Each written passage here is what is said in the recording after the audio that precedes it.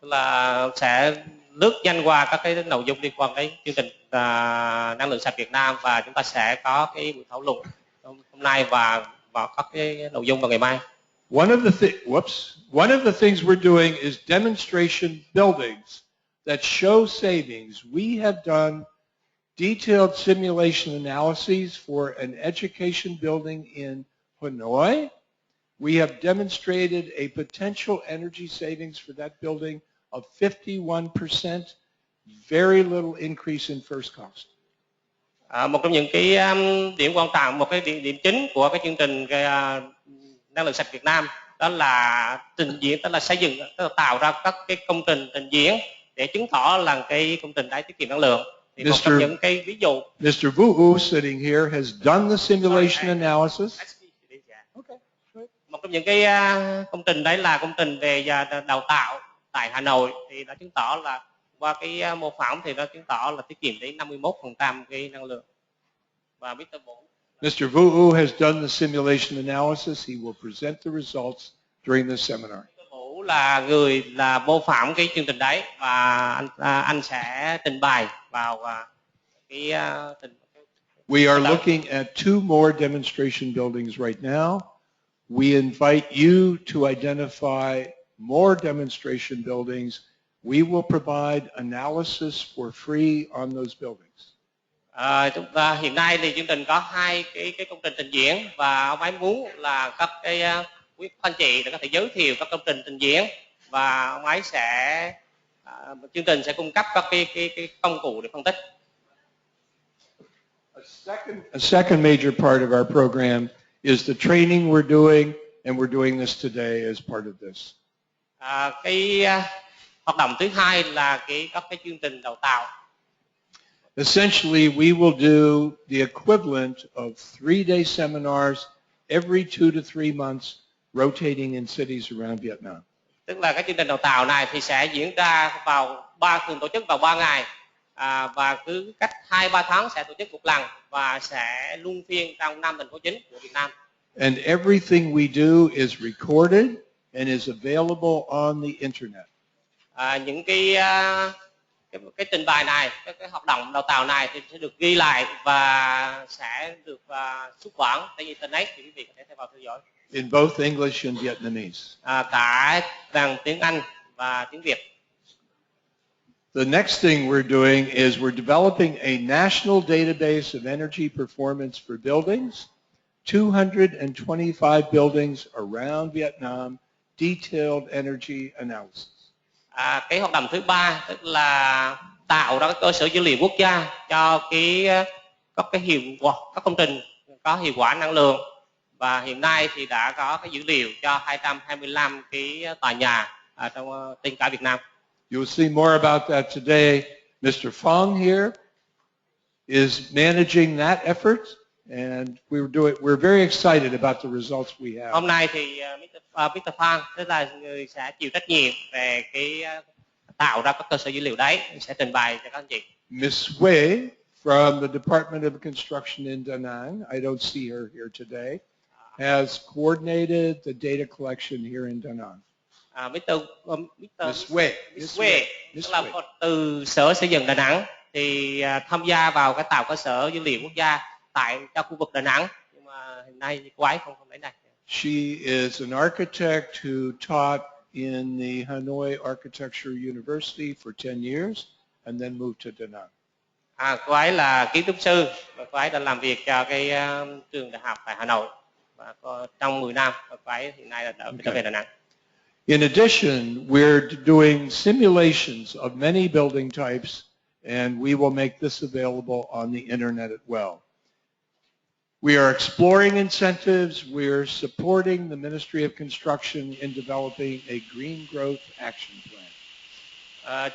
Các hoạt động chính là cũng bao gồm là thực hiện các cái mô phỏng để chứng tỏ là cái hiệu quả tiết kiệm năng lượng cũng như là tiết kiệm chi phí của các cái kiểu tòa nhà khác nhau, cũng như là thúc đẩy tìm kiếm các cơ hội để mà thúc đẩy cái năng lượng sạch tại Việt Nam, cũng như là cái mục thứ 6 rất là thúc đẩy các cái kế hoạch hành động về phát triển xanh cũng như là các tòa nhà là thích ứng với biến đổi khí hậu. This part of our program coordinates very well with the climate change program here in Da Nang and the sea level rising program.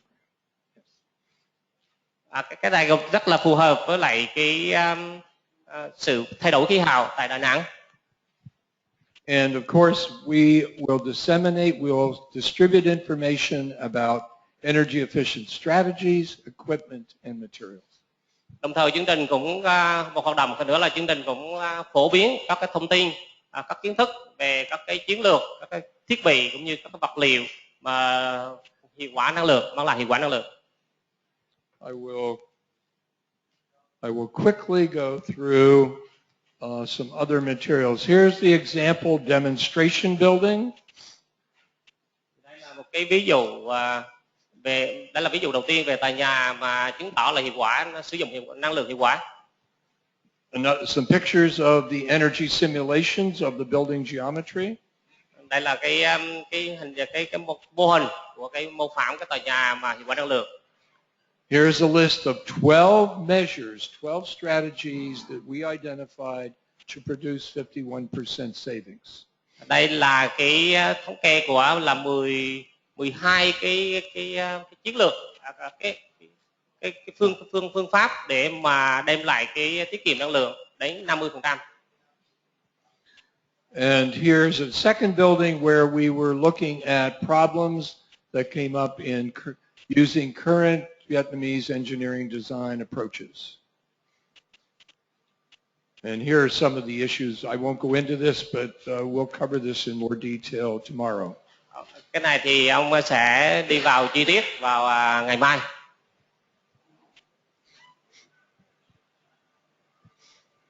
Okay. And here's some more on that second building. Here's our training program where we're trying to enhance the capacity of Vietnamese professionals and building owners. Những cái mục tiêu đào tạo của chương trình đó là nâng cao cái năng lực của các cái chuyên gia Việt Nam cũng như là các cái chủ của các tòa nhà tại Việt Nam. And here's some more on the audiences I'll pass over. In the past 10 months, we have organized our training program. We have given 5 different seminars. This is the 6th set of seminars. We've already trained over 800 people. Tức là trong 10 tháng qua thì chương trình đã tổ chức được 5 cái khóa đào tạo, và khóa đào tạo tại Đà Nẵng là hiện nay là khóa thứ 6. Và chương trình cũng đã đào tạo được khoảng 800. And we are introducing advanced energy and daylighting simulation tools. The third day of this seminar, this is the first day, the third day will be devoted to simulation tools, and it's a very interesting day. Tức là chương trình cũng đã xây dựng các cái công cụ mô phỏng, và vào ngày thứ 3 của cái chương trình thì sẽ giới thiệu các cái cách sử dụng cũng như là các chương trình mô phỏng đấy. Thì đấy là một cái chuyên rất là hấp dẫn theo ý của ông. I'm conferring on technical details. You are invited to bring your computers on day 3, but only bring your computer if it has a USB card reader. Quý vị là để mà thực hành cái mô phỏng thì quý vị là lưu ý là mang theo máy tính cá nhân vào ngày thứ 3 của chương trình, và đồng thời là cái máy tính thì có thể là đọc được cái USB. Yeah. Sorry. So over the next 2.5 years, we will continue on with this training. One of the trainings. Chương trình bổ sung thêm là một người mà đem máy tính theo thì sẽ nhận được một USB của chương trình. Tức là chương trình sẽ tặng thêm một cái USB, đúng không anh? You want to?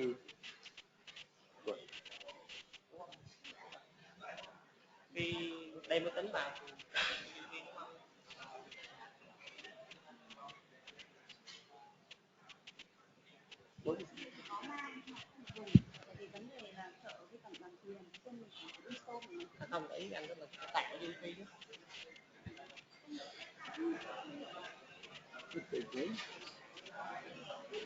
We will confer it. We'll do this later. There's clearly some problem. Okay, let's continue on. Cái đấy thông tin đấy thì có sẽ trao đổi và sẽ Okay. xác minh lại. Yeah. Here's an example of our training program for this year, for 2015. We have similar training for additional years. Here's our national database. We have been focusing on the 5 large cities in Vietnam: Hanoi, Haiphong, Da Nang, Ho Chi Minh, Can Tho. Đây là hạng mục để xây dựng cái cơ sở dữ liệu quốc gia cho việc sử dụng năng lượng cho tòa nhà. Thì hiện nay là tiến hành tại 5 cái thành phố lớn, tức là tại Hà Nội, Hải Phòng, Đà Nẵng, Cần Thơ, Thành phố Hồ Chí Minh. We already have good data for the last 10 years for large buildings in 4 of the 5 cities. Chương trình hiện nay đã có cái dữ liệu rất là tốt cho các cái tòa nhà lớn trong 10 năm qua tại cho 4 tỉnh thành trong 5 tỉnh thành ở đây. When we go back to Hanoi at the end of this week, we will continue to review and evaluate bids on doing the detailed data collection. There are 10 bids here in Da Nang and 8 bids in Ho Chi Minh. Sau khi quay trở lại Hà Nội vào cuối tuần này thì người ta sẽ xem xét vào mục thứ 3, tức là các cái đấu thầu cũng như là các cái thông tin tại Hà Nội. Okay. And we also intend to develop, and this is very important for many of you in the audience, we intend to develop an online database where you can enter data for new buildings coming into existence in the future. Tức là một cái thành tắc quan trọng trong việc xây dựng cơ sở dữ liệu, tức là xây dựng phát triển cái cơ sở dữ liệu mà có thể là cập nhật là liên tục cơ sở dữ liệu là để các anh chị có thể là cập nhật các cơ sở dữ liệu hiện nay là liên quan tại địa phương.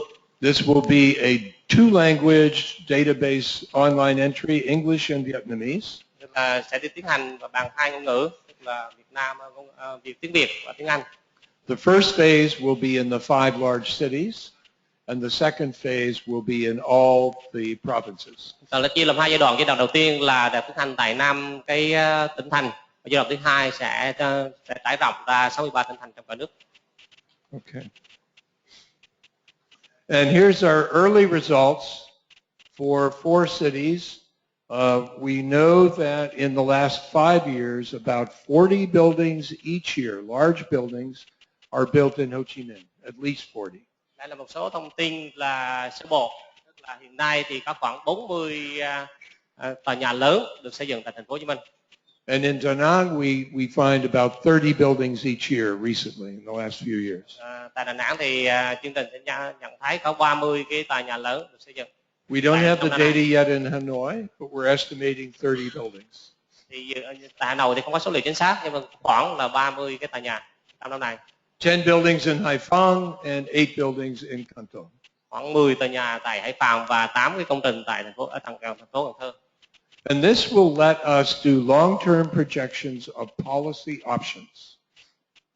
And here we're looking out 25 years into the future, and we're estimating what would happen if we upgraded the energy code each 5 years to be more stringent.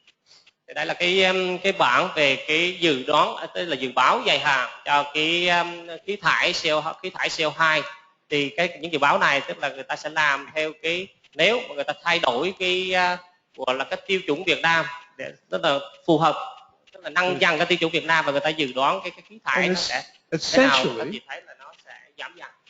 Essentially, 25 years from now, we will be saving 1.2 million tons of CO2 each year. Tại điểm đấy thì các chị thấy là 1.2 million, tức là 1,2 triệu. 1.2 million. 1,2 triệu tấn CO2, khí thải CO2. Đúng rồi. 1,2 triệu tấn khí thải CO2 tại điểm đấy. Nếu mà sử dụng cái Each year. Yeah. Okay. That's the end of the introduction. kết thúc cái bài đầu tiên, bài nói đầu tiên về cái giới thiệu cái chương trình năng lượng sạch.